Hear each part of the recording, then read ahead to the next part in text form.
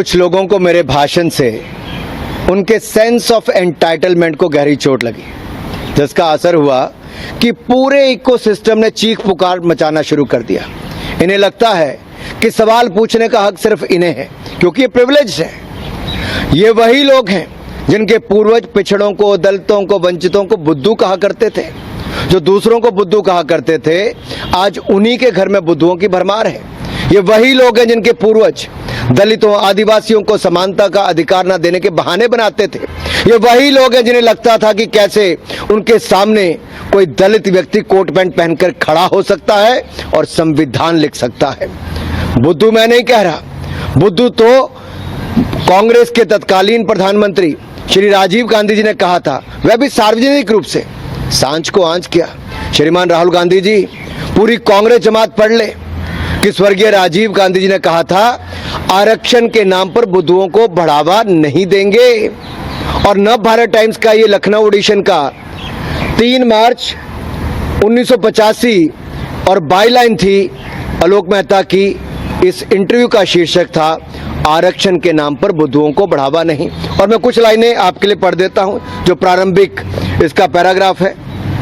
प्रधानमंत्री श्री राजीव गांधी की मान्यता है कि संविधान बनाते समय पिछड़ा वर्ग के लिए आरक्षण की जो व्यवस्था की गई, पिछले वर्षों के दौरान उसका बहुत राजनीतिकरण हो गया।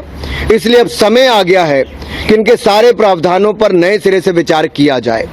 वास्तव में दबे और पिछड़े लोगों को इस सुविधा और सहायता दी जाए, लेकिन इसका विस्तार कर विभिन्न क्षेत्रों में बुद्धुओं को बढ़ाने से पूरे देश को नुकसान होगा। आई अनकोट। ये मैंने नहीं कहा, ये स्वर्गीय राजीव गांधी जी ने कहा। मैं तो कहता हूं, बात निकली है तो दूर तलक तक जाएगी। पूर्व प्रधानमंत्री के अति बुद्धिमान पुत्र इस देश को बताएंगे कि क्या उनके पिता की नजरों में पिछड़ा वर्ग बुद्धू था? क्या कांग्रेस राजीव गांधी जी द्वारा दिए गए एक अति घृणित जातिवादी बयान की सार्वजनिक निंदा करेगी?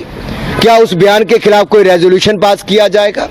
जो लोग आज तक लेगेसी की मलाई खाते आ रहे हैं, आज उनके मुंह में सवाल की खटाई पड़ गई तो झूठ बोलकर जगहसाई करवा रहे हैं। 1947 से लेकर कांग्रेस अपने वैचारिक दरबारियों के साथ मिलकर दलितों और वंचित समाज को समाज की मुख्यधारा से बाहर करने की तमाम तरह के हथकंडे अपनाती रही। जब जवाहरलाल नेहरू जी से पूछा गया कि दलित और आदिवासियों को आरक्षण क्यों नहीं दिया जा रहा, तो उन्होंने बहाना बना दिया कि उन्हें आरक्षण देने से उनके मन में हीन भावना भर जाएगी, इसलिए उन्हें आरक्षण नहीं दे रहे। नेहरू जी ने तो अपने सारे मुख्यमंत्रियों को पत्र लिखकर बता दिया था कि वह किसी भी प्रकार के आरक्षण के खिलाफ हैं। इंदिरा गांधी जी की भी यही नीति रही। और बीबी प्रसाद मंडल जी, जिन्होंने मंडल आयोग की रिपोर्ट लिखी, इस रिपोर्ट की इंप्लीमेंटेशन को भी राह ताकते रहे। मंडल जी का स्वर्गवास हो गया, लेकिन इंदिरा जी और राजीव गांधी जी ने 10 साल तक इस रिपोर्ट को लागू नहीं होने दिया। राजीव गांधी जी तो खुलेआम मंडल आयोग के रिपोर्ट को लागू करने का विरोध करते रहे। और जब काका कालेलकर की रिपोर्ट आई थी, तब भी कांग्रेस ने वर्षों तक इस रिपोर्ट को दबा कर रखा। और मुझे एक शेर याद आता है, लम्हों ने खता की, सदियों ने सजा पाई। अगर सामंती सोच वाली कांग्रेस पार्टी ने उस समय मंडल रिपोर्ट और काका कालेलकर की रिपोर्ट में कीड़ा में रोड़ा नहीं अटकाया होता, तो आज स्थिति कुछ और होती। ये जो तुम इतनी वफा दिखाते हो सनम, डर है ये कोई नई दगा तो नहीं?